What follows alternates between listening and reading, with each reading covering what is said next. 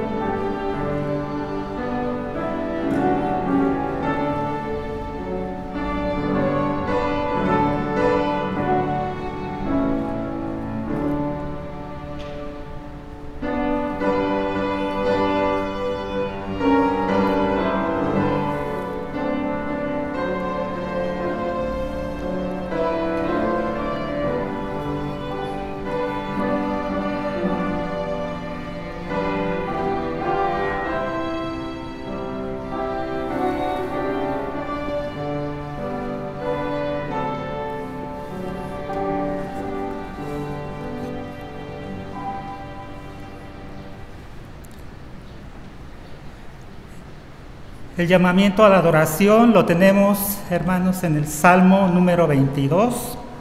Vamos a dar esta lectura de manera alternada. Es sobre un grito de angustia y un canto de alabanza. Salmo número 22 de manera alternada, hermanos.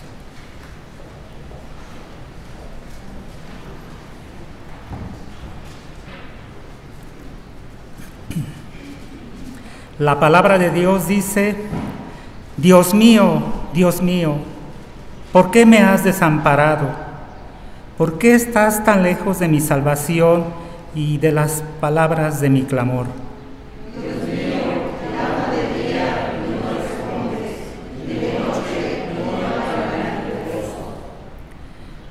Pero tú eres santo, tú que habitas entre las alabanzas de Israel.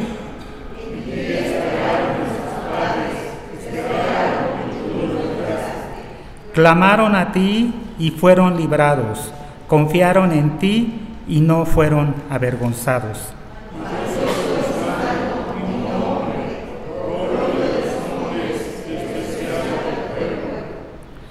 Todos los que me ven me escarnecen, estiran la boca, menean la cabeza diciendo: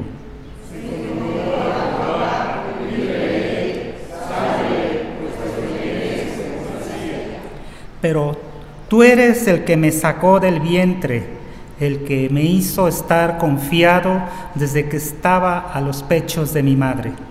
Sobre ti fue echado desde antes de nacer, desde el vientre de mi madre, tú eres mi Dios. No te alejes de mí, porque la angustia está cerca, porque no hay quien ayude.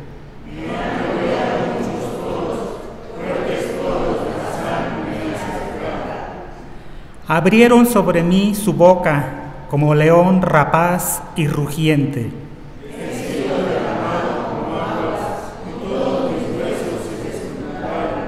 Mi corazón fue como cera, derritiéndose en medio de mis entrañas.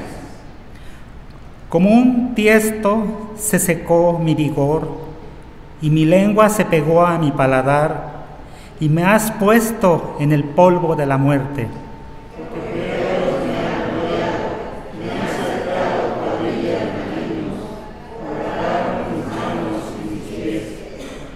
Contar puedo todos mis huesos, entre tanto ellos me miran y me observan.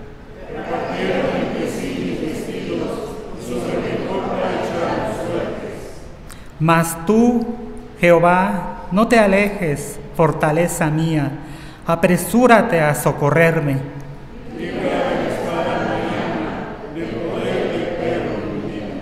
Sálvame de la boca del león y líbrame de los cuernos de los búfalos.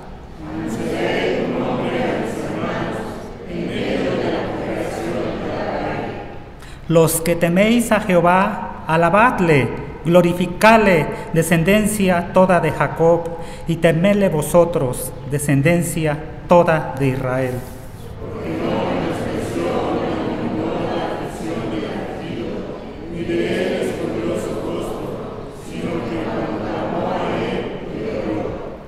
De ti será mi alabanza en la gran congregación, mis votos pagaré delante de los que le temen.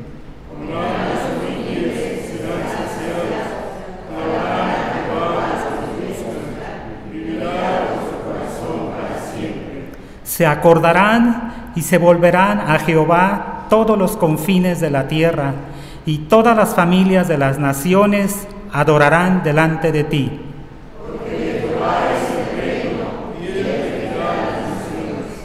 Comerán y adorarán todos los poderosos de la tierra, se postrarán delante de él todos los que descienden al polvo, aun el que no puede conservar la vida a su propia alma.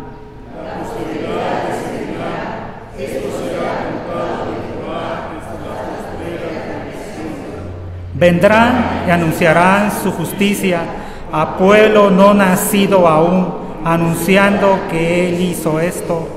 Amén. Oración de ofrecimiento, hermanos. Señor y Padre nuestro, una vez más te damos gracias porque nos permites estar aquí en tu casa de adoración.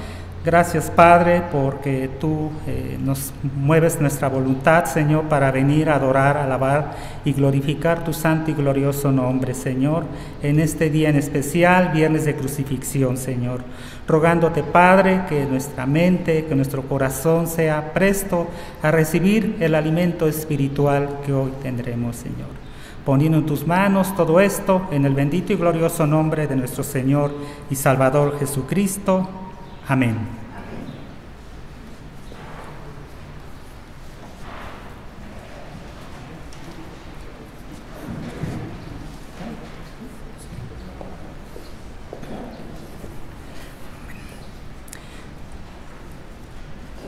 Vamos a alabar a nuestro Dios, hermanos, con las estrofas del himno número 167, Jesús pagó mi deuda.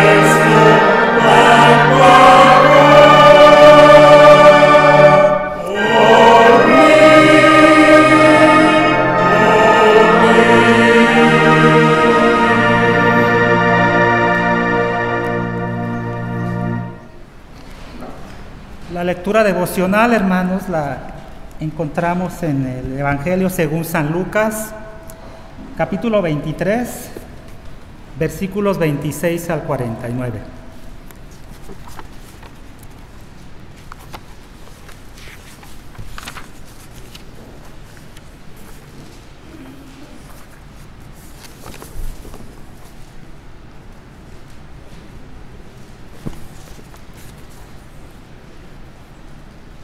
Vamos a hacer esta lectura, hermanos, de manera alternada, repitiendo el Evangelio según San Lucas, capítulo 23, versículos 26 al 49. Habla sobre la crucifixión y muerte de Jesús. La palabra de Dios dice: y llevándole, tomaron a cierto Simón de Cirene que venía del campo, y le pusieron encima la cruz para que la llevase tras Jesús.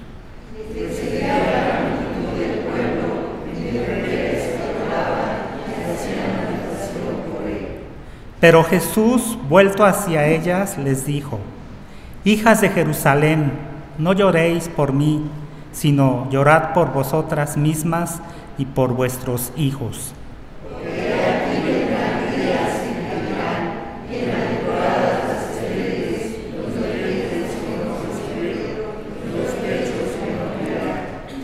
Entonces comenzarán a decir a los montes: caed sobre nosotros, y a los collados: cubridnos.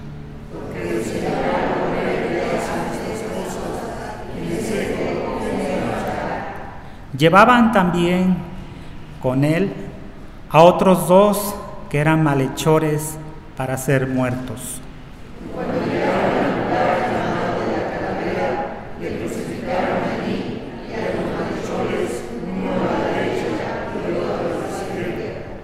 Y Jesús decía: Padre, perdónalos porque no saben lo que hacen. Y repartieron entre sí sus vestidos, echando suertes.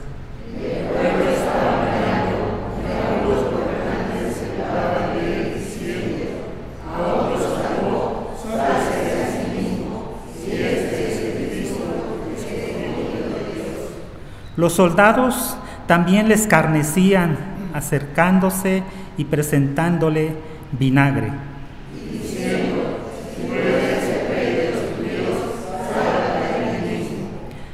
Había también sobre él un título escrito con letras griegas, latinas y hebreas, y decía: este es el Rey de los judíos.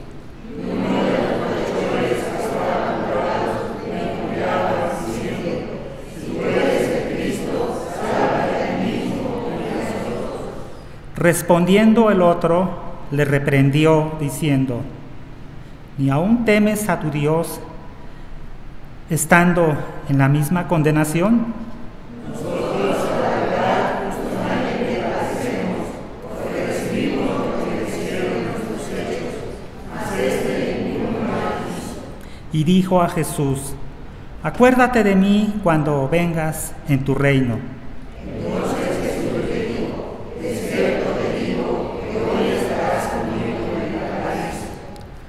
Cuando era como la hora sexta, hubo tinieblas sobre toda la tierra hasta la hora novena.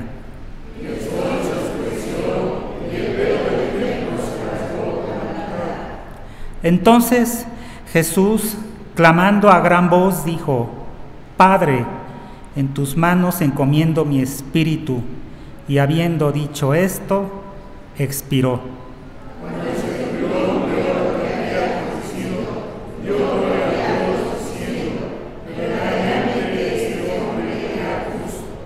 Y toda la multitud de los que estaban presentes en este espectáculo, viendo lo que había acontecido, se volvían golpeándose el pecho. Pero todos sus conocidos y las mujeres que la habían seguido desde Galilea estaban mirando estas cosas. Amén. Tomen sus asientos, hermanos, es el momento del mensaje y va a estar dividido por las 7 palabras. La primera palabra, que es Padre, perdónalo, estará a cargo de nuestro hermano presbítero Antonio Rodríguez Álvarez. Llamados hermanos, en esta hora nos corresponde estar hablando de esta primera palabra, una palabra que tiene, como las demás, un gran significado para cada una de nuestras vidas. Y el tema de esta tarde es, por supuesto, las 7 palabras de Jesús desde la cruz. Y todos los años, pues, en lo que muchos llaman Semana Santa, es donde más se recuerdan los padecimientos de Cristo en la cruz del Calvario. Es en este momento, en este tiempo, donde más se hace mención, donde más se habla acerca de lo que Cristo sufrió. Cristo vino a esta tierra a morir por nuestros pecados para que todo aquel que en Él cree no se pierda, mas tenga vida eterna. Recordamos los sufrimientos de Jesús, su pasión. Celebramos su victoria sobre el pecado, nuestra salvación, y todo ello nos mueve a la adoración a Dios. O sea que celebramos todo aquello que Jesús padeció para nuestro bien, para nuestra salvación. Por eso es que acudimos a la casa del Señor para adorarle. La muerte de Jesús es la máxima expresión de su amor. Su cruenta muerte en la cruz, en aquel momento llamado de la calavera o Calvario, es el hecho más trascendental y vital dentro de su preciosa obra de redención. El llamado Calvario o muerte en la cruz. Con su muerte nuestro Señor está cumpliendo con lo que se dijo de Él. He aquí el Cordero de Dios que quita el pecado del mundo. Juan 1, 29. Él fue la víctima, el Cordero que tomó nuestro lugar y murió en nuestro lugar. Cristo tuvo que padecer por nosotros. Cuán ciertas son las palabras del apóstol Pablo cuando escribe: mas Dios muestra su amor para con nosotros en que, siendo aún pecadores, Cristo murió por nosotros. Romanos 5, 8. En las últimas horas de su dolorosa angustia e indecible sufrimiento, el Señor pronunció 7 frases o 7 palabras en las que vale la pena que reflexionemos en esta tarde. En ellas podemos encontrar el verdadero significado de su muerte. El Señor pronunció 7 palabras en las que vale la pena que tú y yo reflexionemos, las cuales fueron dichas estando colgado allí en la cruz, sufriendo la agonía. Con estas breves palabras Jesús pronuncia el mensaje más profundo que se haya podido o se haya predicado jamás. Una verdadera síntesis del Evangelio de las buenas nuevas. Una de las cosas que más llama la atención en la pronunciación de las 7 palabras es el orden en que Jesús pronuncia cada una de estas palabras. Es un orden profundamente significativo porque reflejan las prioridades del Señor y es un reflejo formidable de su carácter y de su corazón pastoral. Aquí hay una secuencia. Algunos dicen que no se ha registrado estas palabras de una manera consecutiva y quizás tenga razón, pero a través de todos los tiempos, según los análisis, según pues en los estudios, vemos que cada una de estas palabras fueron expresadas una detrás de la otra. Las palabras de Jesús en la cruz contienen como un tesoro comprimido la esencia del carácter divino y del Evangelio de Jesucristo, su profundo amor, su sensibilidad exquisita hacia los que sufren, su sabiduría para hablar a cada uno según su necesidad. Cada palabra de Él desde la cruz es un mensaje para todos los que sufren, para todos los que necesitan encontrar o recibir paz. En las 3 primeras palabras Jesús muestra una preocupación intensa por los que estaban cerca de Él. todos aquellos que en aquella hora de angustia y dolor supremo eran su prójimo. Y la primera frase o la primera palabra, por decirlo así, fue: Padre, perdónalos porque no saben lo que hacen. Lucas capítulo 23, versículo 34. Padre, perdónalos porque no saben lo que hacen. Esta primera palabra nos habla de la razón de su padecimiento, pero también de su oficio como sacerdote. Jesús es el gran sumo sacerdote que vino para interceder por nosotros. Estas palabras parece que fue pronunciada cuando su sangre comienza a brotar desde su cuerpo o por los clavos que habían sido puestos en sus brazos y en sus pies. Siente agudo dolor, pero ningún mal pensamiento o ni sentimiento de angustia o resentimiento cruza por su mente o su corazón. La maldad de aquellos que lo crucificaban, la maldad de aquellos que se burlaban de él, no logra hacer que aparezcan en una sombra de venganza en Jesús. La dureza de su corazón no logra endurecer el suyo. Al contrario, él dice esta primera frase o esta primera palabra: Padre, perdónalos. Padre, perdónalos, porque no saben lo que hacen. Creo que esta palabra, entre otras cosas, nos revela la intención de su sacrificio. Jesús muere perdonando.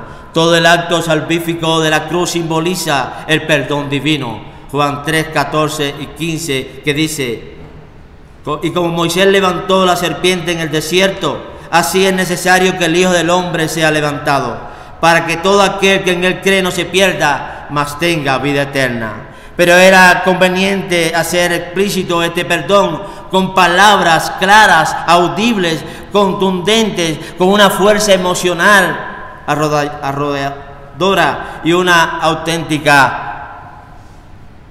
palabra espiritual. Al exclamar: Padre, perdónalos, Jesús verbaliza el sentido de su venida a este mundo. De hecho, el nombre Jesús significa precisamente: Él salvará a su pueblo de sus pecados. Mateo 1:21. La petición de perdón no se refería solamente a los que formaban directamente, o sea, a los que estaban directamente allí presentes, humillando los soldados, las autoridades religiosas, sino a todo su pueblo.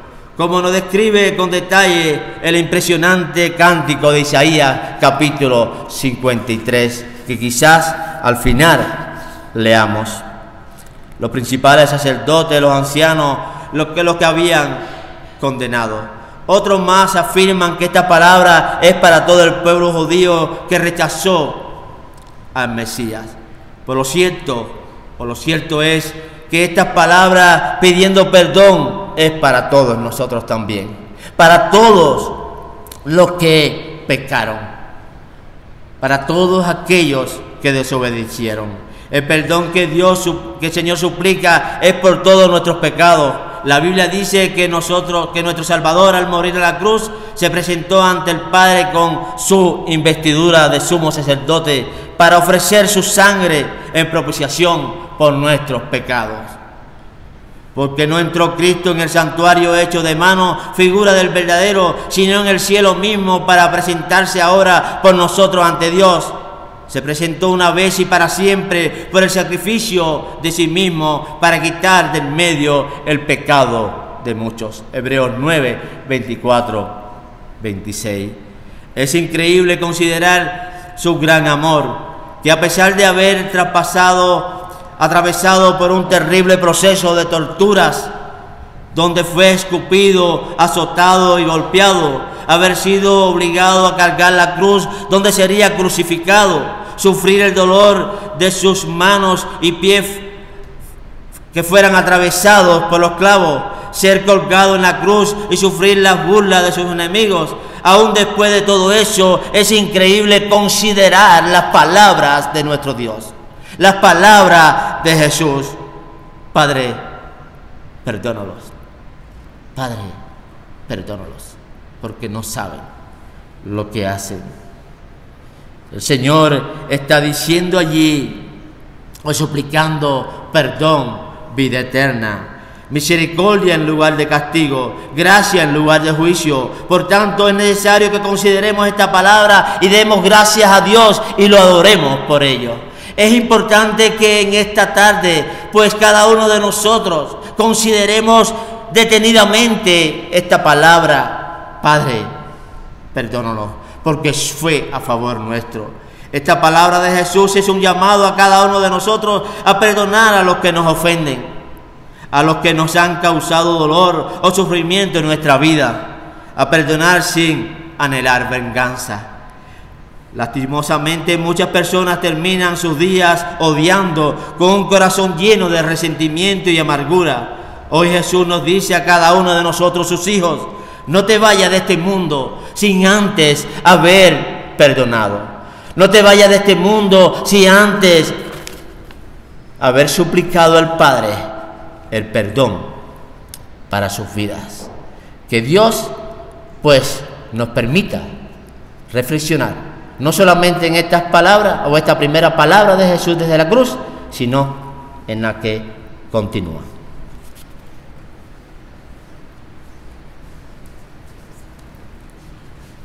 Buenas tardes, hermanos. Vamos a continuar con esta exposición de las 7 palabras dadas en la cruz por nuestro Señor Jesucristo. Pero antes les voy a pedir que escuchen con atención lo que dice en el libro del profeta Isaías en su capítulo 53. Ciertamente llevó Él nuestras enfermedades y sufrió nuestros dolores, y nosotros le tuvimos por azotado, por herido de Dios y abatido. Mas Él herido fue por nuestras rebeliones, molido por nuestros pecados. El castigo de nuestra paz fue sobre Él, y por su llaga fuimos nosotros curados. Todos nosotros nos descarriamos como ovejas, y cada cual se apartó por su camino, mas Jehová cargó en Él el pecado de todos nosotros. Le voy a pedir a nuestro hermano Efraín Aro si puede hacer una oración pidiéndole a nuestro Dios la dirección para la exposición de estas 2 palabras que vamos a tener. Padre Celestial, en esta tarde nos presentamos ante tu presencia, agradeciendo, Padre, poder estar aquí en este lugar, en este día, el poder, Señor, celebrar, recordar un año más el sacrificio de tu Hijo Jesucristo. Un año más el poder, Señor, acercarnos a ti, reconociendo tu grandeza. Y Padre, también que a través de tu Hijo Jesucristo tenemos la salvación. Gracias, Padre, por estos momentos. Te pedimos que estas palabras que vamos a escuchar a través de nuestros hermanos lleguen a nuestro corazón, a nuestro pensamiento. Que podamos, Señor, darte gracias por este sacrificio que tú haces. En el nombre del Hijo Jesucristo damos. Amén. Amén. Nos toca, hermanos, exponer la segunda palabra o la segunda frase dada por nuestro Señor Jesucristo ahí en la cruz. Esta la vamos a encontrar plasmada ahí en el Evangelio que leímos, Evangelio según San Lucas, en su capítulo 23, y está en el versículo 43, que dice de la siguiente manera: entonces Jesús le dijo: de cierto te digo que hoy estarás conmigo en el paraíso.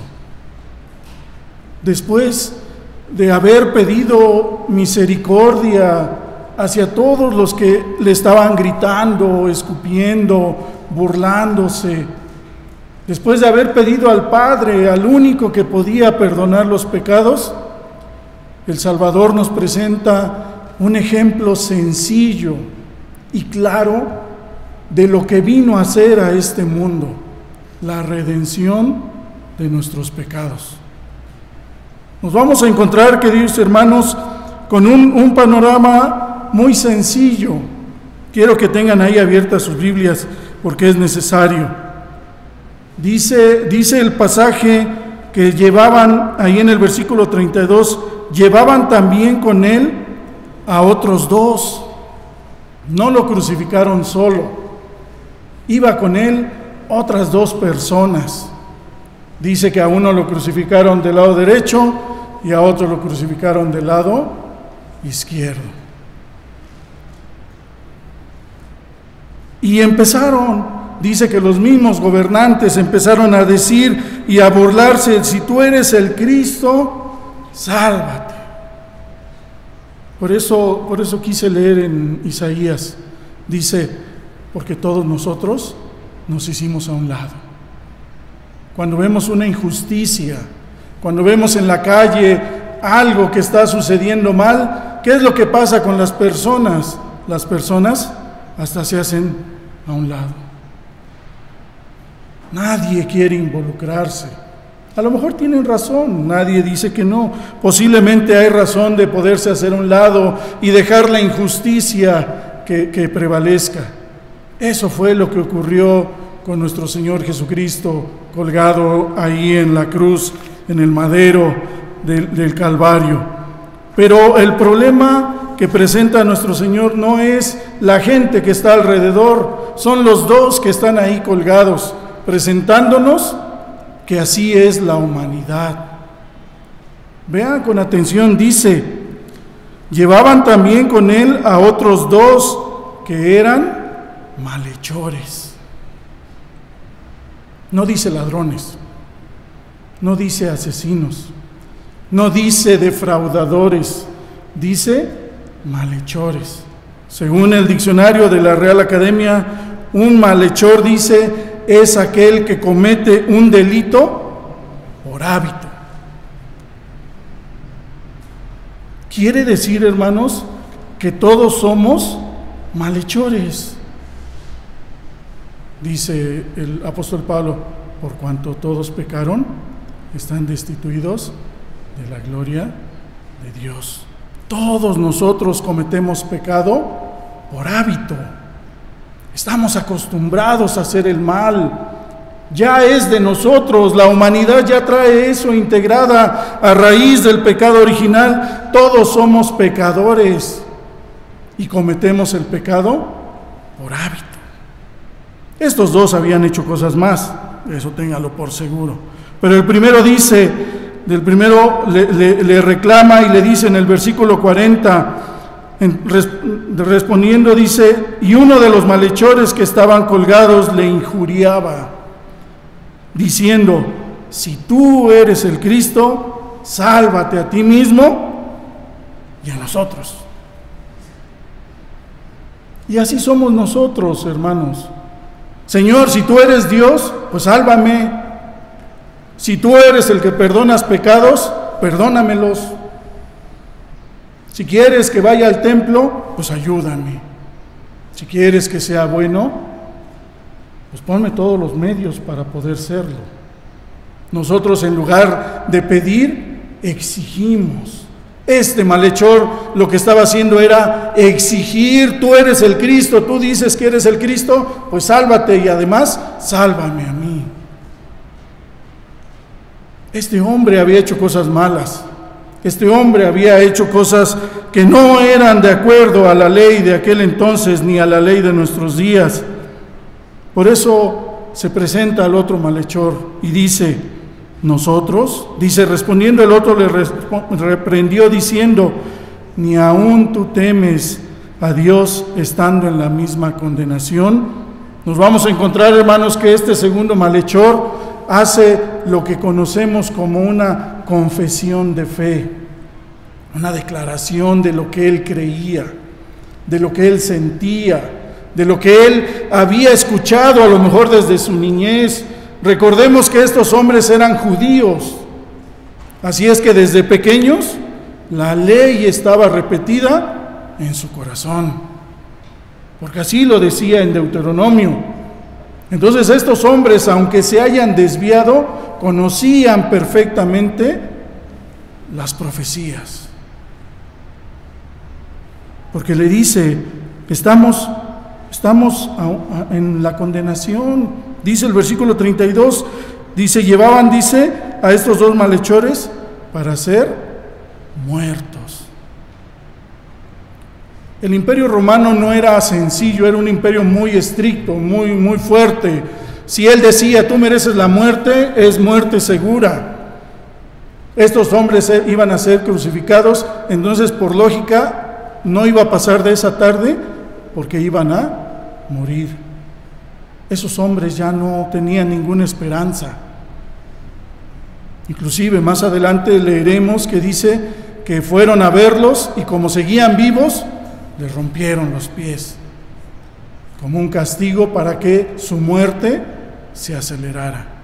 O sea que este hombre sabiendo que iba a morir, reprendía al otro: oye, vas a morir, no te quedan muchas horas de vida, ¿cómo todavía estás en esa condición de exigir?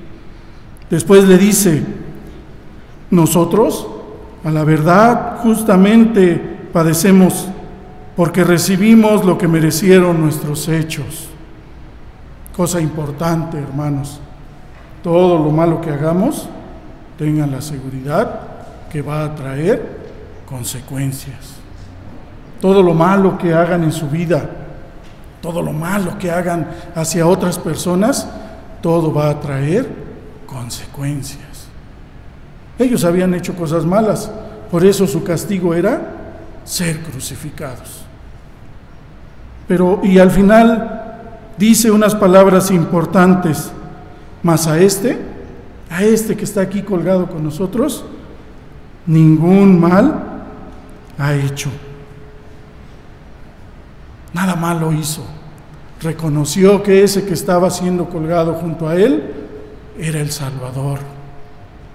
A lo mejor no alcanzaba a entender el por qué él tenía que padecer ese sacrificio. A lo mejor no alcanzaba a entender por qué él estaba ahí también colgado al igual que ellos. Pero lo que sí entendía en su mente era que ese hombre era el Salvador. Por eso se atreve a expresar y a decir: acuérdate, acuérdate. No le dice: acuérdate de nosotros. No le dice: acuérdate de este y de mí. No le dice: acuérdate de estos que te están maltratando. Le dice: acuérdate de mí. La salvación, hermanos, no es grupal. La salvación es personal. Por eso este hombre, ya estando en ese sentido, decía: acuérdate de mí cuando vengas en tu reino. Tres cosas que debemos de entender. Debemos de entender primero que todos nuestros actos merecen una recompensa. Cristo no merecía morir por nosotros. Nosotros debimos de haber pagado. Y desgraciadamente cada año lo volvemos a crucificar. Y por último, tenemos que reconocer que Cristo es nuestro Salvador. Contesta a nuestro Señor Jesucristo rápidamente y le dice: de cierto te digo, te aseguro, puedes tener la seguridad completa de que hoy, no mañana, no va a haber una antesala, no va a haber un medio antes de que llegues, hoy mismo estarás conmigo en el paraíso. Aquel paraíso en donde estaban en comunión Adán y Eva con nuestro Dios, aquel paraíso que en el libro del Apocalipsis presenta el escritor sagrado como un lugar en donde no habrá necesidad de nada, porque la luz de Dios cubrirá lo necesario. Qué gran promesa hace nuestro Señor Jesucristo al decir: hoy estarás conmigo en el paraíso. Queridos hermanos, yo no sé en qué posición se encuentren ustedes. Si están como ese malhechor que exige que el Señor lo bendiga, o están como ese otro malhechor que están pidiendo misericordia. No se esperen, No esperemos otro año más, no esperemos más tiempo, no sabemos cuándo el Señor va a llamarnos delante de su presencia. Mejor desde ahorita aceptemos. Acuérdate de mí cuando vengas a establecer tu reino. Y la palabra que da, de cierto te digo que hoy estarás conmigo en el paraíso, es la mayor de las promesas que todos nosotros podemos esperar. Después de esto el Señor presenta la tercera frase o la tercera palabra. Esta la vamos a encontrar allá en el Evangelio según San Juan 19, en su versículo 26 y 27. Se los leo, dice: cuando vio Jesús a su madre y al discípulo a quien él amaba, que estaban presentes, dijo a su madre: mujer, he ahí tu hijo. Después dijo al discípulo: he ahí tu madre. Y desde aquella hora el discípulo la recibió en su casa. Como ya comentaba el pastor, las frases van llevando una secuencia, van llevando una continuidad. Primero pide perdón por todos aquellos que están ahí a su alrededor. Después nos enseña lo que Él vino a hacer y la autoridad que tiene para poder darnos salvación y vida eterna. Y ahora tiene que terminar el último rescoldo que quedaba de la humanidad. Aquel último lazo que quedaba con la humanidad. ¿Quién era? La mujer que había servido de instrumento para que Él naciera. El evangelista San Juan no presenta el nacimiento de Cristo. El evangelista San Juan no presenta cómo fue la presentación del ángel con María, cómo nació Jesús. No, él no presenta eso. Pero hace claro la razón del lazo que tenía nuestro Señor Jesucristo con esta mujer. Dice ahí en San Lucas, en donde leímos, dice en el versículo 49, pero todos sus conocidos y las mujeres que le habían seguido desde Galilea estaban lejos mirando estas cosas. Había mujeres con Él. No lo seguían por interés, lo seguían por esa enseñanza y esa doctrina que les estaba dando. Y entre ese grupo de mujeres iba la mujer que había sido su madre. Y desde que nació nuestro Señor Jesucristo, nos dejó una enseñanza importante: la obedeció. Cuando aquella vez lo llevan a unas bodas y su madre se acerca y le dice: oye, pues ya no hay vino, y se va, y Jesús le dice: bueno, ¿y yo qué tengo? Todavía no es mi hora. Pero no por eso no obedece y manda a traer que llenen unas tinajas con agua y presenta el mejor vino que pudo haber tomado las personas que estaban en esa boda. Él obedecía. Él nos enseña a obedecer a nuestros padres. Eso ya lo hizo en el Sermón del Monte. Pero en esta ocasión voltea y la ve a esa mujer frágil y delicada. Pero también ve a su discípulo amado, al apóstol Juan. Y le dice: madre, he ahí tu hijo. Ahora tienes un hijo a quien querer. No permitió que esta madre se quedara con ese dolor de haber visto nacer a la promesa que le había sido dada, de haberlo visto crecer, de haber visto el inicio, el proceso y el final de su ministerio, y al final verlo colgado de una cruz, muriendo de una forma inadecuada. Yo creo que cualquier madre se sentiría triste y preocupada. No quiso que esta mujer terminara con esta situación. Por eso le dice: ahí ya tienes a un hijo. Este va a ser ahora tu hijo. Y la instrucción clara hacia su discípulo fue: he ahí tu madre. Y dice él mismo, el mismo testigo escribe y dice: y desde aquella hora el discípulo la recibió en su casa. No la recibió para quitarle el amor a su madre, porque inclusive en San Mateo habla de que la madre de los hijos de Zebedeo estaba allí también en la cruz. Juan era uno de los hijos de Zebedeo, Jacobo era su otro hermano, ¿sí? No le quiso quitar el lugar a su madre, simplemente lo que quiso es no dejar desamparada a la mujer que había servido de instrumento. Pero tenía que quitarse ese cargo. ¿Por qué? Porque su humanidad estaba terminando en ese momento, porque la labor que había iniciado se estaba terminando en ese momento. Cuando oigamos la palabra que dice consumado es, eso es lo que está dando a entender, que todo el proceso que se tenía que hacer en esta tierra estaba terminándose. El apóstol Juan no nos dice más adelante cuántos años vivió María, ya no nos dice nada de ella, pero tengan la seguridad, hermanos, que María pasó a ser como una de las elegidas y está delante de la presencia de nuestro Dios. Ya no como la madre de Jesús, o como le dicen comúnmente, la madre de Dios. Ya no es cierto. Ella está como cualquiera de nosotros, esperando la redención a través de ese sacrificio mostrado en la cruz del Calvario. Que Dios los bendiga y los cuide.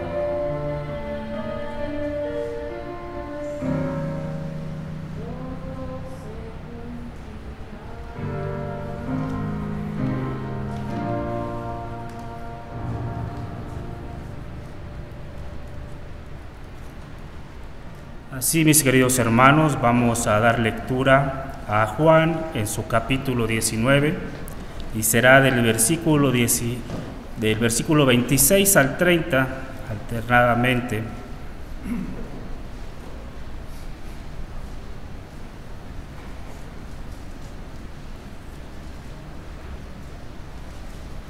La palabra de nuestro Señor Jesucristo dice así: Cuando vio Jesús a su madre y al discípulo a quien él amaba, que estaba presente, dijo a su madre: Mujer, he aquí tu hijo.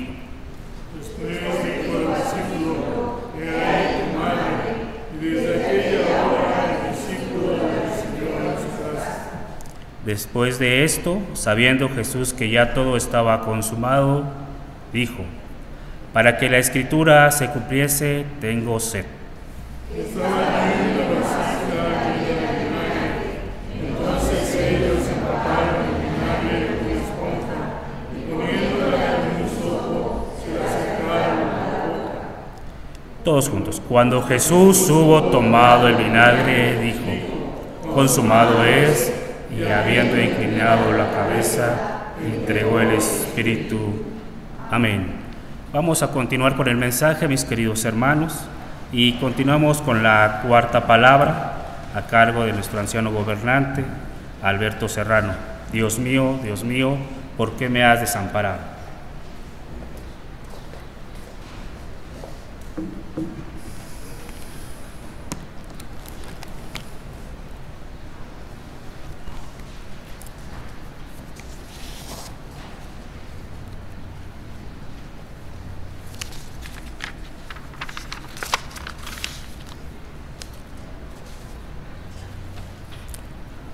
Hermanos, hermanas, la palabra de Dios en el Evangelio según San Mateo, capítulo 27, versículos 45 y 46, dice: Y desde la hora sexta hubo tinieblas sobre toda la tierra hasta la hora novena. Cerca de la hora novena, Jesús clamó a gran voz diciendo: Elí, Elí, lama sabactani. Esto es: Dios mío, ¿por qué me has desamparado? Le pido a nuestro hermano Isaías Galicia si nos lleva en oración para exponer esta cuarta palabra. Padre bendito, Padre celestial, gracias una vez más por permitirnos estar aquí en tu casa recordando el sacrificio de nuestro Señor Jesucristo, Señor. Te pedimos en esta hora, Señor, que tú seas el que nos des la palabra por medio de nuestro hermano Alberto Serrano, Señor. Dale palabra sencilla, que tal podamos entender, Señor, y a nosotros darnos ese corazón dispuesto para poder recibirla y llevarla a cabo con la voluntad. Te lo pedimos humildemente en el nombre de Cristo Jesús. Amén. Amén.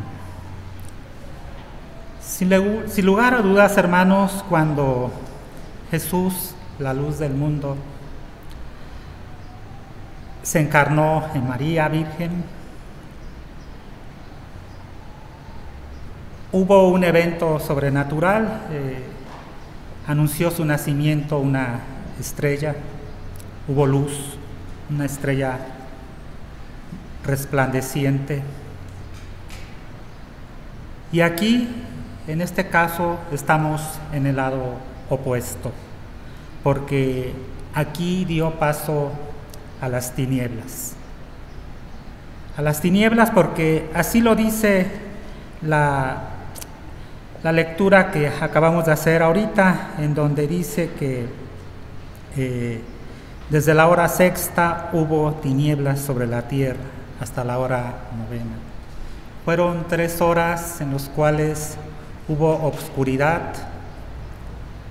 Obviamente fue una obscuridad de manera sobrenatural, no obedeciendo a situaciones como hoy en día las conocemos, que solamente se puede oscurecer por un eclipse, pero aún así esto dura a lo sumo 4 minutos, y aquí estamos hablando de 3 horas. Sin lugar a dudas, la gloria de Dios es manifiesta aquí de una manera muy amplia, porque Él tiene el control de todo lo que pasa. Y fue una manera de que, en este caso en el Gólgota, sirvió de manifestación divina esta oscuridad, ¿Por qué? Porque fue una manifestación ante los insultos y burlas de quienes injuriaban a Jesucristo.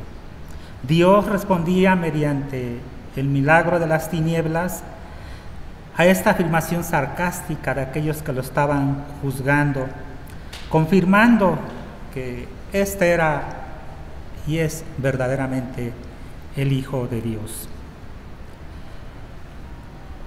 Estas palabras de desesperación y que con mucha razón nuestro Señor Jesucristo llama en este caso a su Padre por única vez Dios, porque así le dice: Dios mío, ¿por qué me has desamparado? El sol se había negado a dar su esplendor, reinaban las tinieblas. Dios ocultó su rostro de su propio Hijo. ¿Y por qué no? Ante los ojos de Dios, Cristo, en este caso, sin serlo, fue juzgado como un pecador, como un reo, que estaba pagando por todos nosotros nuestros pecados y de todo el mundo. Esto incluye, hermanos, los suyos y los míos. Dice la palabra de Dios en Romanos 6:23, porque la paga del pecado es muerte, mas la dádiva de Dios es vida eterna en Cristo Jesús, Señor nuestro. Los presentes, cuando estaban allí y oyeron la voz agonizante o el grito, como se le describe desde la cruz, malentendieron porque pensaban que estaba hablándole a Elías, pero en realidad no era así. Nuestro Señor Jesucristo pues recibió la instrucción en el judaísmo y como tal pues los salmos se los sabían de memoria y los versaban ante cualquier situación de prueba, de dificultad o de gratitud. Y en este caso pues estaba haciendo alusión al Salmo 22, 1 y 2, que dice: Dios mío, ¿por qué me has abandonado? ¿Por qué estás tan lejos de mi salvación y de mis palabras y mi clamor, Dios mío? De día clamo y no respondes, y de noche, pero no hay reposo para mí. Sin lugar a dudas, este grito de muerte de Jesús llevaba un tono de desesperación. De hecho, la palabra que usa en este caso Mateo es una palabra que proviene del arameo, que es anaboán, que quiere decir gritar, hablar en voz alta. Este grito que Jesús lanzó en arameo, que era el idioma de él en su juventud, fue malentendido por los romanos. Sin embargo, pues como ya vimos anteriormente, el soporte bíblico está en el Salmo 22, 1, 2. En esos momentos Jesús estaba asumiendo todos nuestros sufrimientos y también los de quienes padecían la injusta violencia. Al momento de expresar Jesús esta cuarta palabra, tenía casi 6 horas de dolor humano. El verdadero Dios estaba como un verdadero hombre, crucificado, golpeado, con una corona de espinas, cosa que no cualquiera de nosotros hubiera podido resistir, y su clamor en realidad no era porque estaba perdiendo la vida, Él la estaba entregando por todos nosotros. Él entregó su vida a perdón de nuestros pecados. Sin lugar a dudas, como hace un momento dije, no hay una explicación a esta acción sobrenatural que Dios cubrió con velo de obscuridad este momento de cumbre en la cruz. De esa manera, pues, se velaba a los ojos de los hombres la gran hora de las tinieblas, en donde el Hijo sufría el desamparo del Padre a causa del pecado del hombre.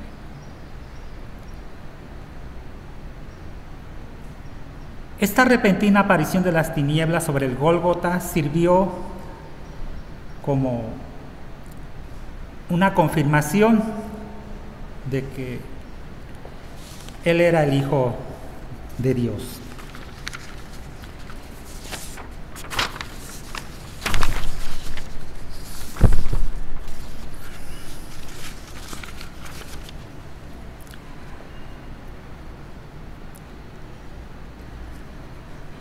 Y por el contrario, nuestro Señor se rebajó voluntariamente, tomando la naturaleza de siervo y haciéndose semejante a los seres humanos, y al manifestarse como hombre se humilló a sí mismo y se hizo obediente hasta la muerte de cruz. En el Evangelio según San Lucas 23:45 dice: y el sol se oscureció y el velo del templo se rasgó por la mitad.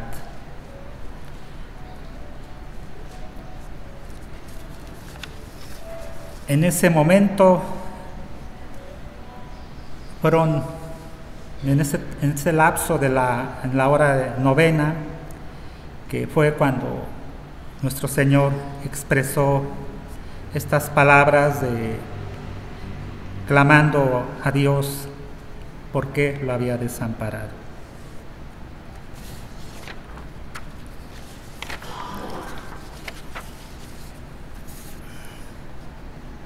Tres aspectos son fundamentalmente ciertos en este tiempo que Él pasó en la cruz. Jesucristo nunca perdió su santidad esencial como tal.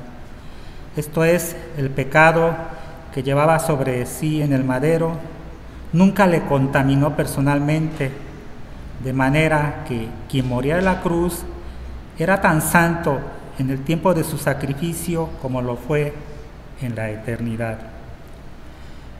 Jesucristo nunca perdió el amor del Padre, lo tuvo eternamente. Aún más el Padre le amaba porque ponía voluntariamente su vida cual oveja. El sacrificio de la cruz era agradable a Dios por ser disposición divina. Él estaba cumpliendo lo que en las profecías estaba escrito.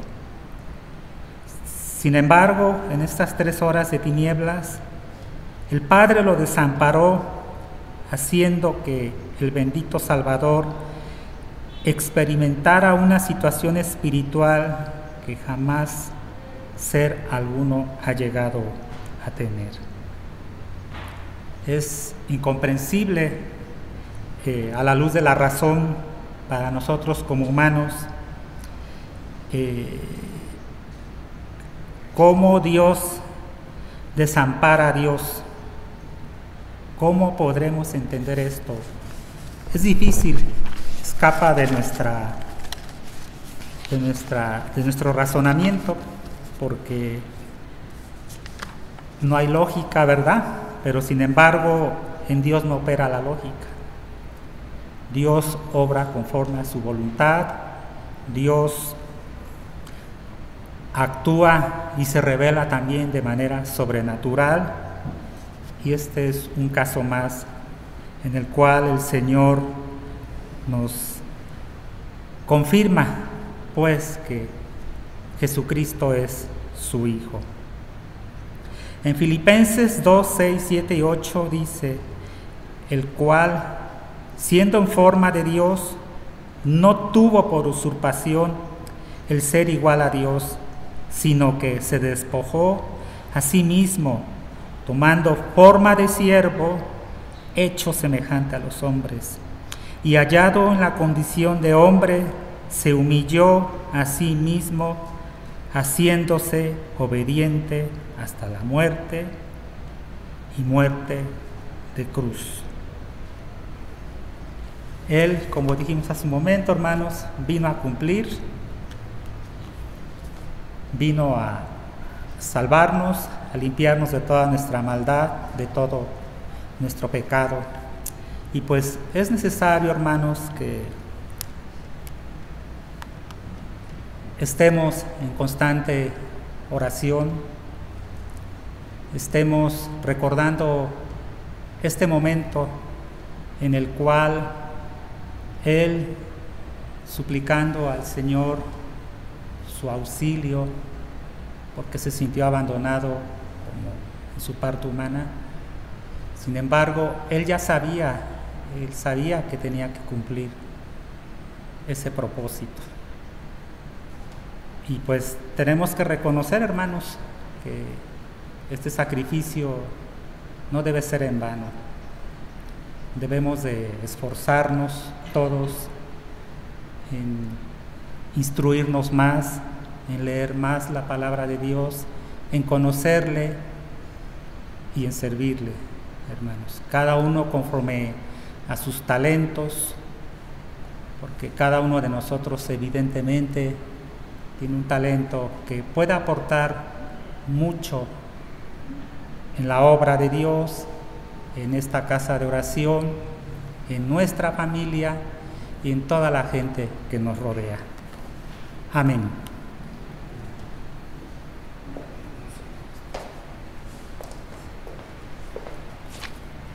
Hermanos, buenas tardes. Le voy a pedir a mi hermana Yasmín si me hace favor de llevarnos en oración para la quinta palabra. Por favor.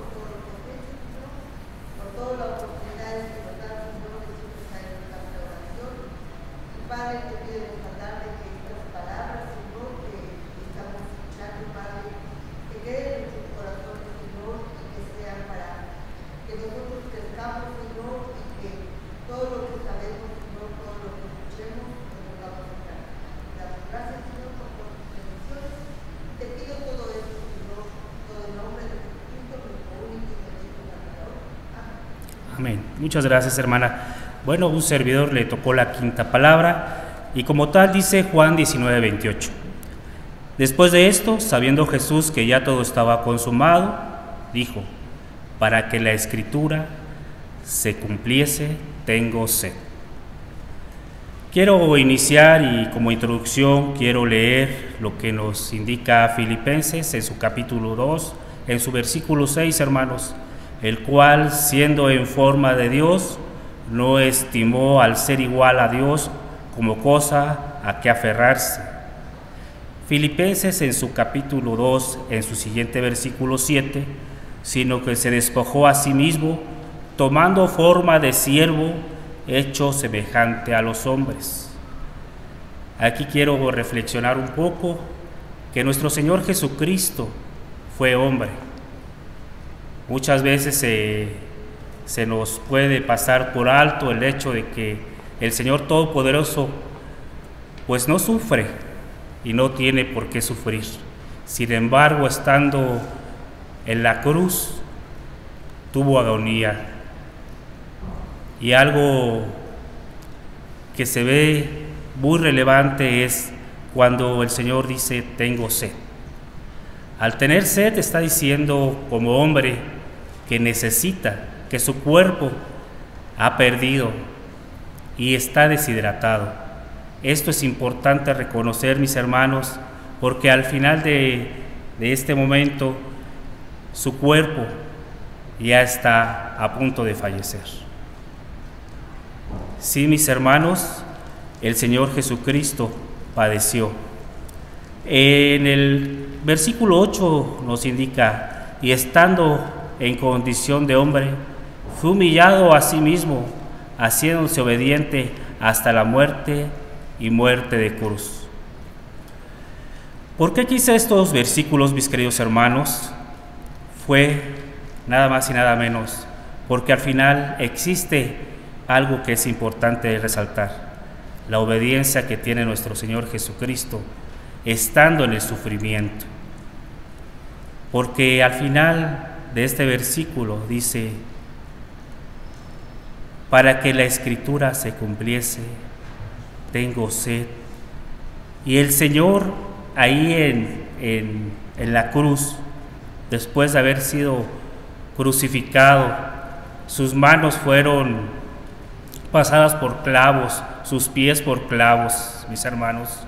En ese momento nuestro Señor pide agua, como todos que tenemos sed. ¿Qué se le dio al Señor Jesucristo? Vinagre. Yo quiero imaginarme después de una carrera, después de estar corriendo, llegar a casa y tomar vinagre. Usted póngase a pensar, hermano, que si en algún momento usted tuviera sed, simplemente usted tomara agua, que no fuera agua, sino fuera vinagre. ¿Qué sentiría usted? Mi Señor Jesucristo en ese momento sufrió.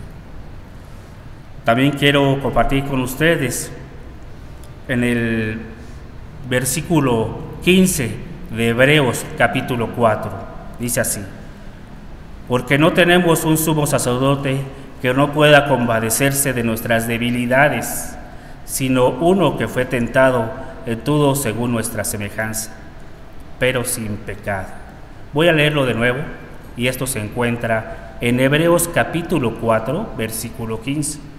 Porque no tenemos un sumo sacerdote que no pueda compadecerse de nuestras debilidades, sino uno que fue tentado y en todo según nuestra semejanza, pero sin pecado. O sea, Él vivió todo. Fue enjuiciado, fue llevando una cruz. ¿Por cuánto tiempo? Fue golpeado nuestro Señor Jesucristo.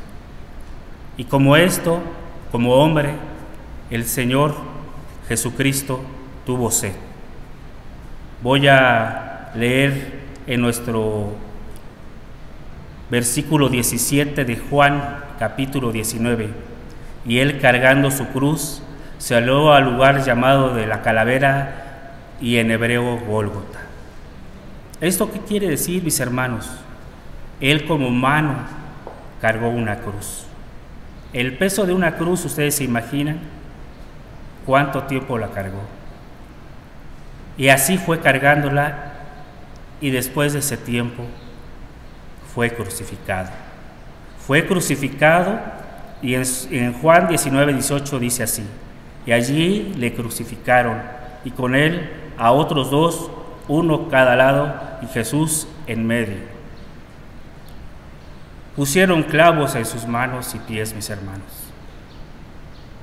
Quiero pasar a un capítulo de Juan número 4, versículo 13 y 14, que dice: respondió Jesús y le dijo: cualquiera que bebiere de esta agua volverá a tener sed, mas el que bebiere del agua que yo le daré no tendrá sed jamás, sino que el agua que yo le daré será una fuente de agua que salte para vida eterna.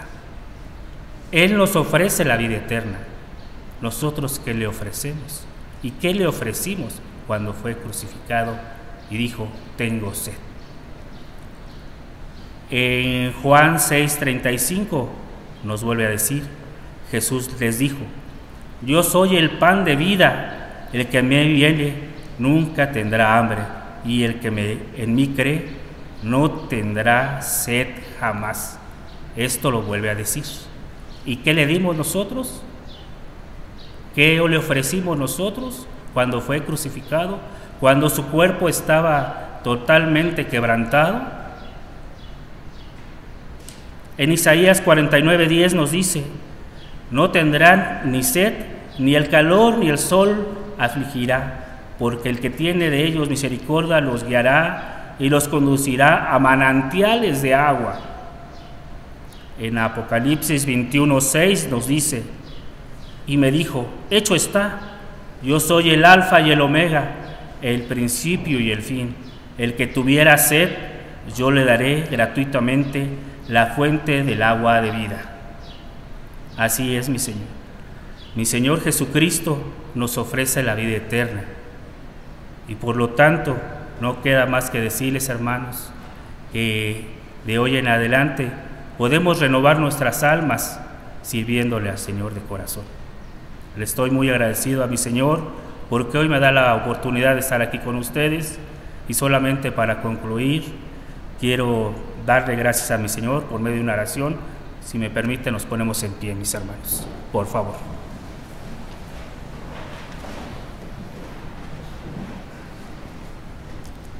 Señor Todopoderoso, Creador del cielo y de la tierra, tú eres mi Señor Jesucristo. Tú veniste aquí a esta tierra a perdonarnos, Señor, a lavarnos de nuestros pecados. Sabemos muy bien que solo por ti podemos tener la vida eterna y estamos agradecidos. Hoy estamos aquí humildemente pidiéndote y alabándote a tu nombre, Señor. Muchas gracias, mi Señor, por todo lo que nos das día con día. De verdad, mi Señor, tú eres el Dios Todopoderoso y a ti sea la honra y la gloria. En el nombre de Cristo Jesús. Amén. Muchas gracias, mis hermanos. Vamos a pasar con la siguiente palabra, que es por el anciano gobernante electo, Enrique Jiménez. Amén.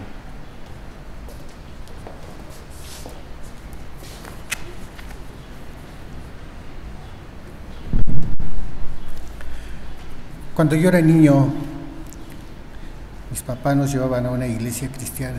Tuvimos el gran privilegio de ser hijos de una familia cristiana. Y allí escuchamos por primera vez la historia de Jesús. Ese Jesús que fue prometido, que nació en un pesebre, ese Jesús que hizo un ministerio y ese Jesús que fue llevado a la cruz. Pero tuvimos una maestra extraordinariamente buena, como las de Getsemaní. Hacía una narrativa tal que cuando nos habló del nacimiento de Cristo, casi sentíamos que estábamos cerca del pesebre y que podíamos con la mano alcanzar la manita del niño Jesús. Esa era la vehemencia con la que se nos enseñó. Casi sentíamos el olor del incienso de los magos de Oriente. Y así del ministerio de nuestro Señor, cómo anduvo por las calles, sanando enfermos, dándoles de comer a los hambrientos, y finalmente cómo fue llevado a una cruz. ¿Por qué fue llevado a una cruz? Éramos niños y no entendíamos cabalmente por qué en una cruz. Por nuestros pecados. Yo decía, pues ¿cuáles pecados? O sea, que no me comí la sopa, o que no obedecí a mi mamá, o que le pegué a mi hermano. No es suficiente para que el Señor esté ahí. Y cuando fui adolescente, la narrativa era más o menos la misma: nacimiento, ministerio y muerte de nuestro Señor. Hasta que ya fui joven, en una iglesia que asistimos, había 8 pastores, era una iglesia muy grande. Uno de esos pastores, nuestro hermano Alberto Blasco, era nuestro instructor, y él ya formalmente, como pastor, además un hombre muy culto, nos enseñó cabalmente el propósito de nuestro Señor al nacer en esta tierra. El propósito de su ministerio, qué enseñó y qué trascendencia tuvo para nosotros. Finalmente su muerte en la cruz. Y ahí sí, ya jóvenes entendíamos nuestros pecados. Y mirábamos al Señor ahí crucificado y decíamos, es por mis culpas. Pero hasta que no le enseñan a uno cabalmente ¿Por qué nuestro Señor está ahí? Es cuando uno no le entiende. Y yo me preguntaba cuando era joven, bueno, nuestro Señor hizo muchas maravillas. Predicó, enseñó, sanó enfermos, levantó muertos, restauró la mano de un hombre que tenía su mano seca, limpió leprosos, resucitó a Lázaro. ¿Cuántas cosas hizo nuestro Señor? Y Él estaba allí solo. Nos narra el Evangelio que solamente un puñadito de personas estaban al pie de la cruz. Su madre, el apóstol Juan, su tía, María Magdalena, un puñadito de tantas gentes que siguieron al Señor y tantos que fueron beneficiados por Él. ¿Por qué lo abandonaron? ¿Por qué no estaban allí con Él? Pedro, una noche anterior, en el patio del sumo sacerdote, fue reconocido por una persona y dijo, ese andaba con Jesús. Y Pedro dijo, yo soy pescador, a mí no me metan en eso. Yo no ando siendo profetas. Y salió, pero saliendo de ahí el gallo cantó 3 veces. Ese mismo Pedro ahora estaba de lejos, viendo como otros muchos. No estaban al pie de la cruz apoyando al Señor. Y yo me pregunto, si yo hubiera estado ahí en ese tiempo, seguramente yo estaría junto a Pedro y no junto a la cruz. ¿Por qué? Porque nuestra condición de humanos tenemos miedo a la muerte. Y claro, siendo seguidores del Señor, pues Él estaba ahí colgado y te acusan, y los romanos no se andaban con cuentos. A ver, tú también. Entonces era el temor que tenían sus discípulos y sus seguidores a morir. Y aun cuando sabemos que allá arriba tendremos una vida nueva y diferente, nos aferramos a esta carnita, no nos queremos morir, y por eso cometemos errores e injusticias. Pero hoy, hermanos, después de 2000 años, estamos todos aquí al pie de la cruz, pero ya no con ese temor, ya no con ese miedo. Estamos recordando justamente lo que hizo el Señor por nosotros, pero lo hacemos con gratitud y lo hacemos para reconfortar nuestro espíritu, sabiendo lo que el Señor decía desde la cruz. ¿Cuál fue la esencia de su ministerio? Amor y misericordia. Y vemos ahí en la cruz, Señor, perdónalos porque no saben lo que hacen. De cierto te digo que hoy estarás conmigo en el paraíso. Y leemos en el Evangelio de Juan, capítulo 19, versículo 30, que dice, cuando Jesús hubo tomado el vinagre, dijo, consumado es. Aquel acontecimiento cambió toda la historia de la humanidad. Jesús, el Verbo, se hizo carne y habitó entre nosotros. Jesús, la imagen visible del Dios invisible, vino a este mundo caído a cumplir el propósito para el cual fue llamado, el Mesías soberano. Vino a contener en sí mismo la ira de Dios y pagar lo que a nosotros nos correspondía pagar por nuestra rebelión. Jesús modeló en su persona la justicia de Dios. Jesús nos recuerda quién es Dios y quiénes somos nosotros. Él pagó la deuda. Hoy nos aferramos por fe y en fe a esa realidad sobrenatural que cambió nuestra condición ante el Padre. Ésotros ya no experimentamos la ira de Dios sobre nosotros, sino su gracia y misericordia, que es la esencia de su amor. Porque el único que podía tomar nuestro lugar, el único garante de nuestra deuda, ya pagó y ha imputado 0 culpas a nuestra cuenta. Él pagó mi deuda. Fue asumida en ese tosco madero, en esa infamante cruz. Hoy podemos recordar las palabras de nuestro Señor y llenar nuestro corazón con total confianza que sobrepasa todo entendimiento humano. Tetelestai, que significa consumado es. La palabra griega tetelestai significa consumado es y fue usada en la antigüedad con diversas connotaciones. Fue usada cuando una deuda quedaba totalmente pagada, totalmente saldada, o cuando un siervo completaba una tarea encomendada por su amo. Es aquí donde las palabras pronunciadas por Jesús en la agonía de la cruenta cruz cobran un valor inconmensurable. Jesús, pagando la deuda ante el Padre, el único inocente de pecado, sin mancha alguna, el varón perfecto, diciéndole al mundo entero: ya terminé la obra. A nuestro Señor Jesucristo le fue asignada una tarea con dimensiones altísimas.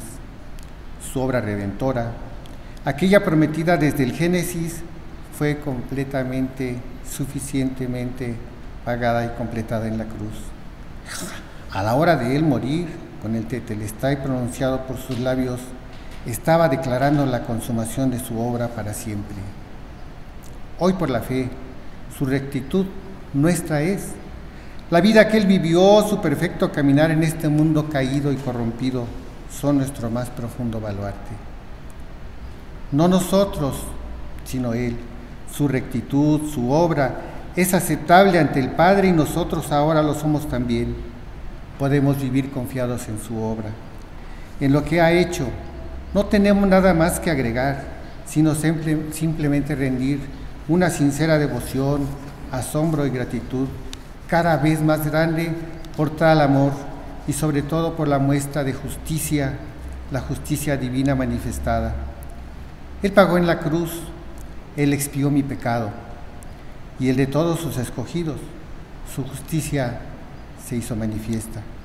Hoy soy declarado justo y tú también, mi hermano. Gracias infinitas a Dios por tan grande salvación provista en Cristo. Gracias a Dios por el significado tan divino del tetelestai, la expresión más sublime de todos los tiempos. Charles Spurgeon consideraba que tetelestai es una gota de tinta en un océano de significado. Es decir, tetelestai es una palabra cuyo significado es vasto. El significado detrás de ella es inmenso y de implicaciones intimidantes, sobre todo al recordar quién lo dijo y qué significado tuvo.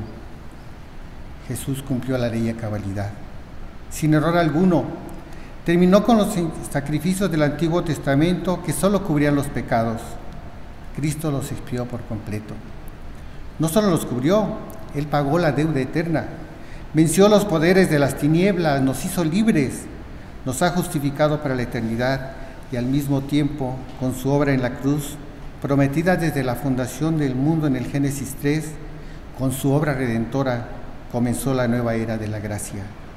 Comenzó la era del Nuevo Testamento, dirigida por el Espíritu Santo, para la salvación de todos sus escogidos, o sea, nosotros. El príncipe de los predicadores, Charles Spurgeon, tuvo razón, amados hermanos. Tetelestai es todo un océano de significado. Gracias a nuestro Redentor Cristo Jesús, porque sus labios pronunciaron: consumado es. Y hoy vivimos por fe, creyendo tan grande verdad. Amén.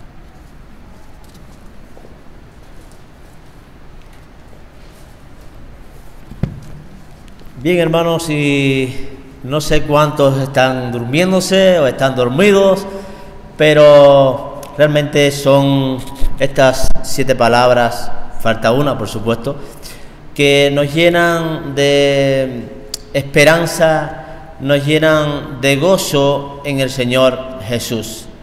Y vemos a través de cada una de estas palabras que el Señor hizo su obra por nosotros.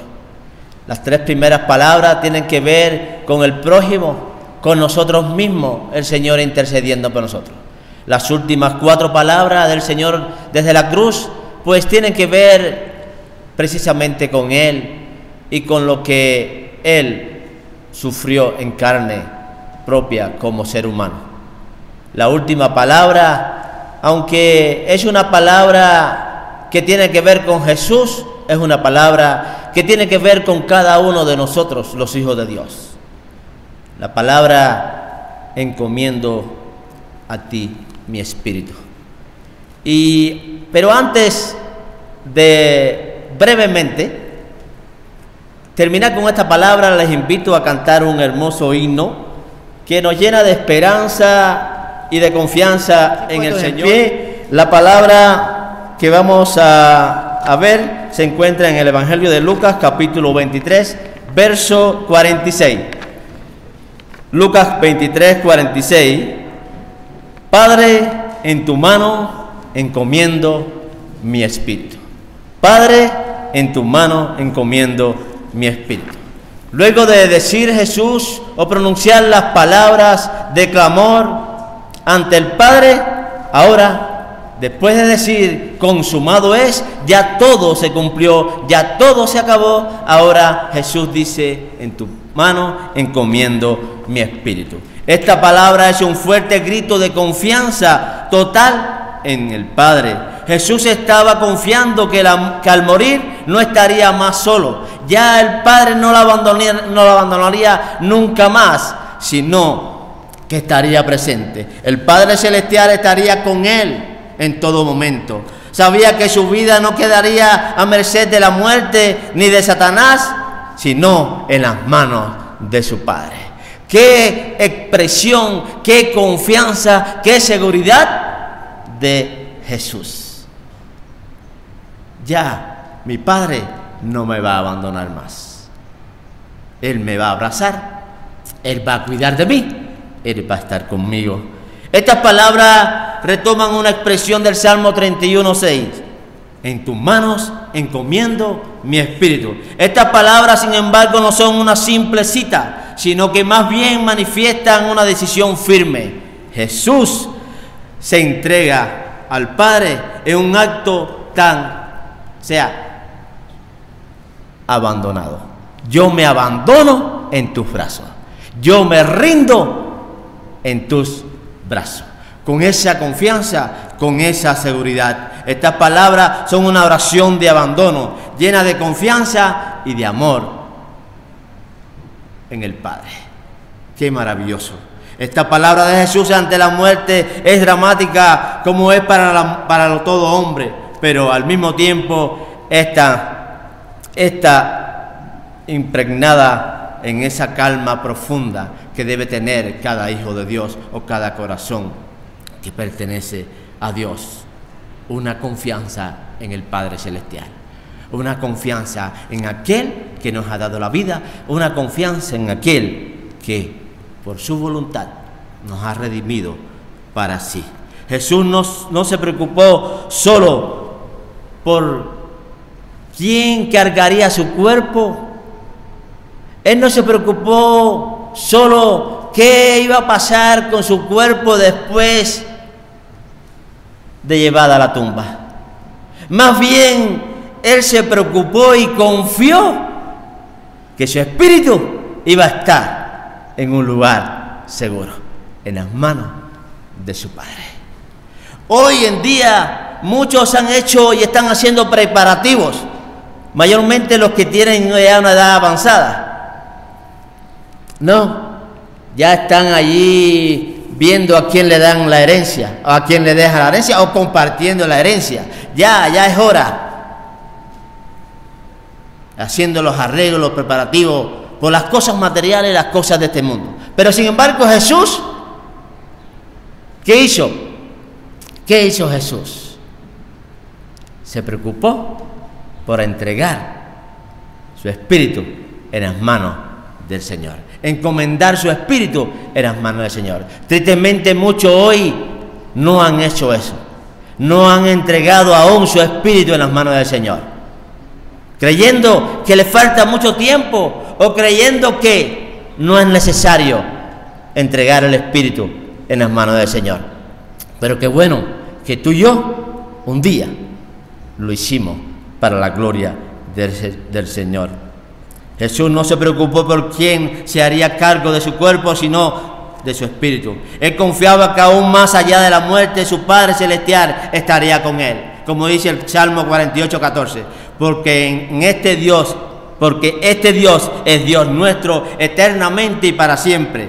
Él nos guiará aún más allá de la muerte. Qué hermosas palabras, qué confianza, qué seguridad. Más allá de la muerte hay un lugar para nosotros. Más allá de la tumba Hay un lugar preparado para nosotros. Como dice el Señor a sus discípulos, no se turbe vuestro corazón ni tengan miedo. Yo me voy, pero me voy a preparar un lugar para que donde yo esté, allí vosotros también estéis. Lástima que millones de personas se preocupan por las cosas materiales, cuando más bien debemos preocuparnos por las cosas espirituales. Cada persona que tiene a Cristo en su corazón nunca se separará de Dios. Romanos 8, 38 y 39. Por lo cual estoy seguro que ni la muerte, ni la vida, ni ángeles, ni principados, ni potestades, ni lo presente, ni lo porvenir, ni lo alto, ni lo profundo, ni ninguna otra cosa creada nos podrá separar del amor de Dios que es en Cristo Jesús. Ninguna cosa creada nos podrá separar, ni aún la muerte. Las palabras de Jesús en la cruz, en los últimos instantes de su vida terrena, ofrecen indicaciones para nosotros, para ti y para mí. Abren también una serena confianza y una firme esperanza en Jesucristo, en ese mismo que murió, en ese mismo que derramó su sangre, es que debemos tener puesta nuestra confianza, nuestra seguridad. Quien pidió al Padre, perdónalo porque no saben lo que hace. Nos invita a interceder incluso por aquellos que nos han hecho mal, nos han perjudicado, sabiendo perdonar siempre, a fin de que la luz de Dios ilumine sus corazones. O sea que es lo que nos invita el Señor, es lo que nos instruye a hacer el Señor, mientras esperamos esa hora o ese momento glorioso cuando Él venga por nosotros, porque nosotros también sigamos ese ejemplo de pedir al Padre el perdón para aquellos que nos desean mal, para aquellos que constantemente nos hacen daño a nuestra vida. Y decir como el Señor Jesús enseñó a sus discípulos, y vamos a terminar con estas palabras: Padre nuestro que estás en los cielos, santificado sea tu nombre, venga tu reino, hágase tu voluntad, tanto en el cielo como en la tierra. El pan nuestro de cada día, dánoslo hoy. No nos dejes caer en la tentación, mas líbranos del mal. Porque tuyo es el reino, ahora y la gloria por la eternidad. Amén. Y qué bueno que nosotros también oremos de esta manera. Y que nuestra vida, toda nuestra vida esté entregada en las manos del Señor. Y que si mañana el Señor nos llama a su presencia, ya nuestro espíritu haya sido encomendado en sus manos. Que Dios nos continúe bendiciendo, amados hermanos, en el resto de este día, en el resto de esta semana. Aún nos queda una gran celebración por conmemorar. Y tiene que ver ya con la otra semana, el primer día, donde Jesús resucitó, para la gloria del Padre y para también un día nosotros resucitemos. Le voy a pedir a nuestro hermano Luis de León que tenga una oración ya para terminar, cerrar este tiempo. Le pido al hermano Luis de León una oración dándole gracias a Dios por Jesucristo y su obra redentora.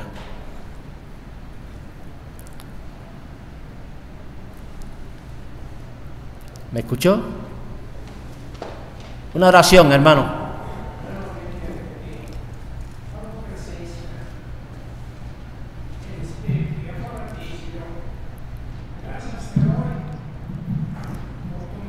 Por tus bondades recibidas todos estos días, Señor.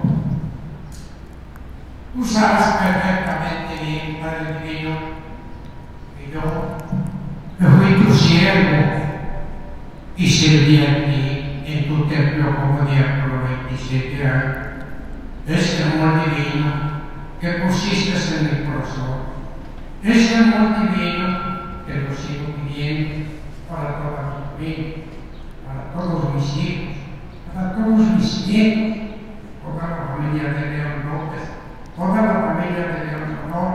Señor, sea tu misericordia, tu bondad, y tu luz divina reine en sus corazones, para que tu misericordia y la armonía espiritual siga estando en esos hogares para ti.